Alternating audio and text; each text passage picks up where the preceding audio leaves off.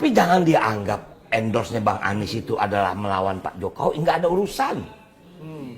Pertemuan kami dengan Bang Anies, desain kami, itu udah lama sebelum Pak Jokowi dilibatkan oleh Ridwan Kamil. Bang Dul, kita boleh sambil jalan ya? Ayo dong, silakan. Oke. Kita coba lihat lagi, ini ada foto-foto. Sambil saya nanti akan tanya, Bang, apa kira-kira dibalik alasan dari Pak Anies, pembicaraan-pembicaraan Bang Dul yang membuat Pak Anies itu akhirnya yakin untuk memberikan dukungan kepada Bang Dul? Saya ketemu Pak Anies itu, saya lupa tanggalnya, tapi pasti Abraham tahu waktu Bang Anies datang ke DPP. Persis. Saya nemenin beliau 2 jam. Kan ada fotonya kan? Nah, saya nemenin beliau 2 jam. Iya. Jujur waktu itu saya nggak tahu kan, saya tidak bertugas mendampingi karena memang setiap hari kita rapat. Iya. Tiba-tiba saya dikasih tahu sama Ahmad Basarah, Bang, tolong temenin Bang Anies. Iya. Oh, emang ada Bang Anies? Ada, nanti Bang Anies datang. Ya udah, di mana terima? Udah di BKN aja. Kita terima di BKN lah, singkat kata begitu. Oke. Nah kemudian ngobrol lah saya sama Bang Anies. Hampir 2 jam saya ngobrol Bang Anies. Karena waktu itu kebetulan memang ada beberapa kabupaten kota provinsi yang untuk deklarasi tentang gubernur. Iya. Nah orang berpikir disitulah pengumuman waktu itu sama Bang Anies kan. Betul. Nah singkat kata hampir 2 jam saya bicara sama Bang Anies. Ya dalam arti kata apa? Ya pencalonan gubernur Jakarta. Gitu. Cuman ya memang saya tidak masuk dalam penentuan itu. Hampir 2 jam Mas Ahmad Basarah balik dengan Bang Said Abdullah. Akhirnya Bang Anies pergilah sama Bang Ahmad. Udah selesai tugas saya, selesai menemani. Tapi artinya saya merasa dalam 2 jam itu Bang Anies bilang, Bang gimana kalau kita jodoh saya bilang saya siapa? Abang nggak ada masalah jadi wakil, nggak apa-apa buat saya, apa sih gitu kan. Nah, jadi singkat kata, itu yang membuat saya yakin masih ada ikatan komunikasi yang terjalin, pasti, yang belum selesai antara Abang dan Pak Anies. Pak Anies, makanya. Dan kemudian dilanjutkanlah. Dilanjutkanlah, makanya walaupun untuk ketemu beliau itu kan cari momen, ya kan. Siapa yang hubungin Abang? Hubungin. Tentu kita masing-masing. Nah, jujur saya menghubungi Bang Anies melalui bukan langsung ke Bang Anies. Saya sampai hari ini, baru hari ini saya punya nomor telepon dia. Saya jujur dibantu oleh sahabat lama saya yang namanya Ges Khalifah. Oh, teman ternyata itu teman saya waktu MBFA main bola. Oh, gitu loh, makanya waktu itu saya ketemu sama dia, sama Ges, gue bilang, Ges lu bantuin gue dong, gue mau ketemu Bang Anies. Ya entar gue coba, gue ngomong lu sama dia. Ya gue mau ngobrol-ngobrol aja, mau ngelanjutin yang kemarin. Ya udah singkat kata seperti itulah. Bang, yang di depan layar sudah kita dengar. Oke. Tapi apa yang tidak kita ketahui? Deal politik. Karena kita tahu politik itu tidak gratis. Politik itu selalu ada kepentingan dan sebagainya. Cerita kepada kami, Bang. Soal apa? Soal pembicaraan di balik layar dengan Pak Anies. Sehingga Anies mau bantu. Betul. Kita lanjutkan program dia. Itu deal kita. Hanya serta-merta soal deal, soal program. Betul. Nggak ada soal urusan politik. No. Makanya kenapa saya ke Ancol? Kenapa saya lihat pembangunan Masjid Apung Ancol? Itu program Bang Anies. Saya berkunjung ke tempat yang rencana akan dibangun Museum Rasulullah.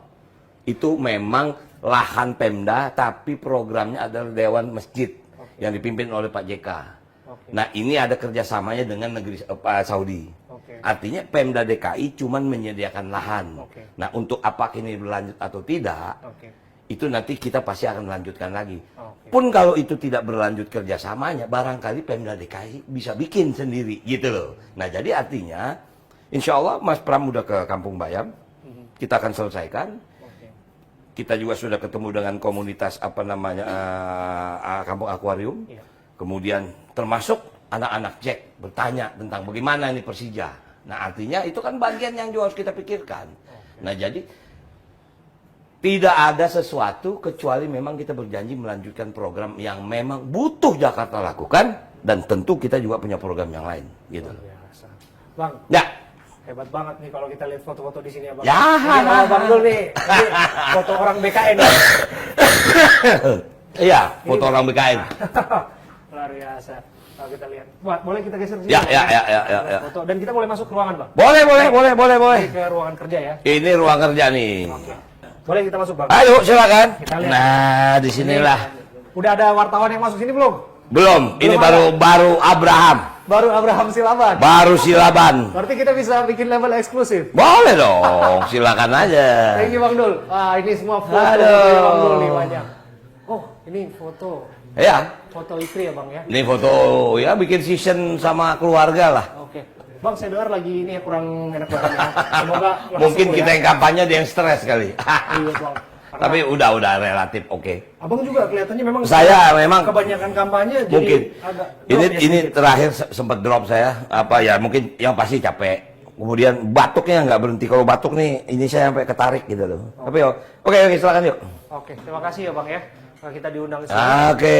Nah, inilah Bang Dul. Ya. Nah, kita sambil duduk Bang. Oke. Oke. Bang. Aku baru tanya yang serius-serius. Ya, boleh. Bang Dul, gini. Abang kan sudah deklarasi kemenangan. Ya. Mas Pram. Dan tentu kita juga menjadikan rujukan-rujukan hitung cepat itu sebagai pegangan. Betul. Ada yang mengatakan betul setidaknya memang raihan abang tertinggi dan itu 1 putaran. Ya. Tapi ada juga hitung cepat yang mengatakan itu 2 putaran. Ya. Dan bahkan ditambah lagi bahwa dari pihaknya RK Suswono mengatakan bahwa ini 2 putaran atau paling tidak tunggu hasil KPU. Ya. Loh, kita sudah deklarasikan di ujung sambutan Mas Pram bilang kita akan tuh menunggu. Kita hanya pegang data saja. Satu saat kalau data beda, ya kita ketemu. Ayo dong, kita adu data dong. Itu kan memang begitu mekanismenya. Kita paham, kita menunggu KPU. Yang kita punya data C1 itu, dan juga kita mengambil hasil rekap dari KPUD, yang kemudian kita tabulasikan segala macam, kita mempunyai synchronize segala macam. Dan itulah keluar angka 50. Itulah keluar 50. Artinya mungkin pemahaman orang 50 plus 1 itu 51%. Masih ada margin error 1. Oh, ini real count yang dihitung. Tidak ada kriteria margin error. 50% plus 1 orang aja. Persis. Cukup. Gitu. Ini kita lebihnya 2.993 orang. Oke. Artinya begini, dari awal kan pernah ditanya semua. Pasti semua paslon akan berusaha 1 putaran. Persis. Ya kan? Persis. Nomor 1 bilang 1 putaran, 2 juga bilang 1 putaran, 3 juga bilang 1 putaran. Nah sekarang terbuktinya merasa 1 putaran kita. Angka kita lebih besar daripada yang lain. Itu real. Tinggal apakah 50% plus 1 itu betul angka yang ini, kita tunggu. Oke. Intinya cuma itu, kita juga nggak mau jumawa. Kalau abang lihat tadi ekses suara itu sekitar 2.000-an suara ya bang ya? Ya. Dan abang juga kan sudah seorang politisi yang ulung saya anggap Ya, itu bang. ya, Karena ya, abang kan lumayan sudah di DPR lah. bang. Abang kan sudah biasa juga menggalang suara untuk abang masuk ke DPR. Ya. Dan ada kalanya bang, suara-suara itu raib. Ya, Begitu saja, betul. menguap entah kemana dan sebagainya. Inilah sudah, Bang. betul. Ini 50% Inilah plus para petugas saksi-saksi kita yang sedang bekerja di kecamatan. Iya. Gitu loh. Tapi saya sangat yakin kita tentu kalaupun satu saat kita akan berdebat itu dengan data. Kita ini kan sudah merdeka ya. Udah nggak waktunya lagi pakai fisik-fisik lah.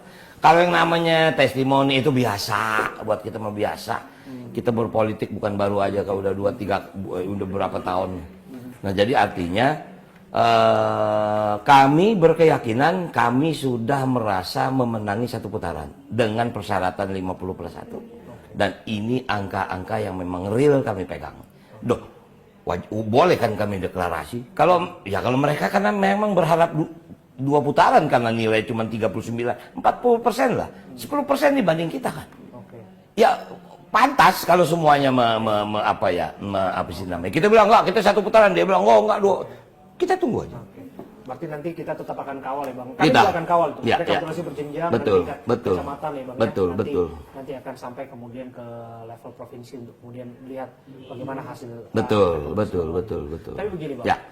Kalau kita lihat kan belakangan kan ada yang namanya adu endorse bang. Nah, abang kan tadi di endorse. Bahkan Bang Koko ya secara tersirat tersurat juga sudah kita ketahui. Ya. Kita bahas peran Bang dulu. Ya. Kemudian Bang Yos juga seperti itu. Belakangan Pak Anies ya, Ahok ya jelas lah karena di satu partai abang. Nah tapi di kubu Pak RK dan juga kubunya Pak Suswono itu belakangan kan bahkan di endorse oleh Pak Jokowi. Oh iya, kita nggak salah kok. Itu kan kembali lagi ke haknya Pak Jokowi untuk mengendorse siap. Walaupun jujur kita juga di endorse dong. Sempat ngeri-ngeri sedap nggak itu bang? Enggak. Ya? Kita ya maaf ya. Pada waktu Pak Ridwan Kamil ketemu Pak Jokowi, kita udah tahu dia mau ngapain. Jadi waktu Pak Jokowi datang mendukung, kita nggak aneh. Cuman sebetulnya kita juga jujur, Pak dukung kita juga dong Pak. Biar gimana kan kita pernah jadi saudara. Mas Pram nggak cerita ke abang curhat misalnya yang nemenin jadi seskap 10 tahun. Ya makanya saya bilang sama dia, Mas, ya kalau Mas udah 3 tahun begini, apalagi yang udah lama dari belakangnya, udah begini lah. Artinya kita saling bercanda gitu kan. Nah itu membuat kita, tapi jangan dianggap endorse-nya Bang Anies itu adalah melawan Pak Jokowi, nggak ada urusan. Pertemuan kami dengan Bang Anies, desain kami, itu udah lama sebelum Pak Jokowi dilibatkan oleh Ridwan Kamil. Tapi ada kan Bang yang mengambil itu. Apa kan Bang Ara kan statement dalam, mungkin abang juga ada. Bang Ara ini kan baru belakangan nongol. Iya. Dulu kemana? Dia bilang bahwa di sini didukung oleh petinggi-petinggi negeri. Nggak apa-apa. Kita salut, bangga kok. Hak, itu hak. Kita juga sebetulnya nunggu. Wah, mestinya kemarin apalagi kalau Pak Prabowo sebagai presiden, beliau ngomong dong. Kita mendukung semua paslon agar pilkada berjalan. Wow. Jadi kita nggak marah, kita nggak kecewa.